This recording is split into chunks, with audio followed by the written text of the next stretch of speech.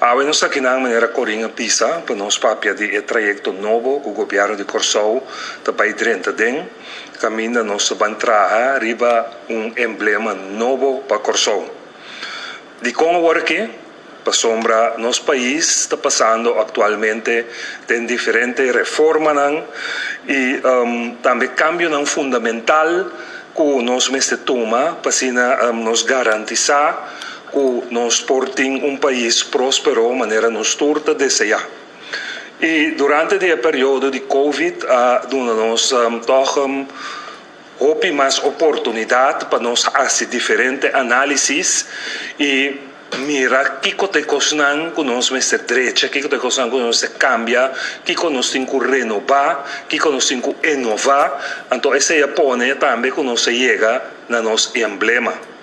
Maneira bosan tursa, nós estava tendo emblema representar governo de Corsou e tempo aí, nós visitamos a parte que estava tendo dois parte de governação, bota tem governo insular e governo central, pero já para algum ano acaba e governo insular não existe mais. Então, essa é a põe que nós chega para nós temos que escolher emblema novo, caminho nós identificar o país aqui mais com ele. Então, hoje dia que nós vai lançar o trajeto aqui.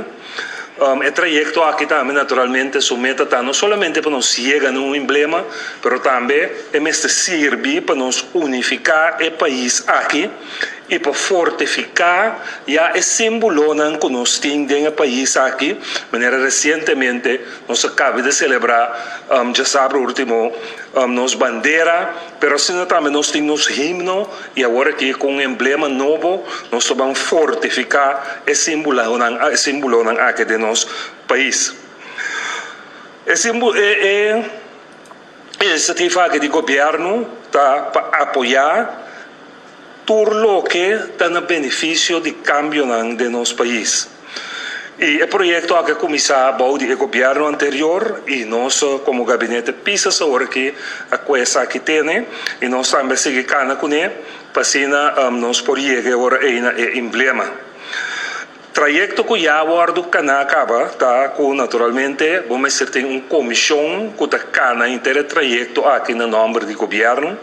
Então a comissão aí já agora escolher tem 5 membros e 5 membros aqui nos encarregam com a tarefa aqui. Por meio de landsbesluit, para nos garantizar que o custo tem um lugar transparente, mas também conforme norma e lei de nosso país.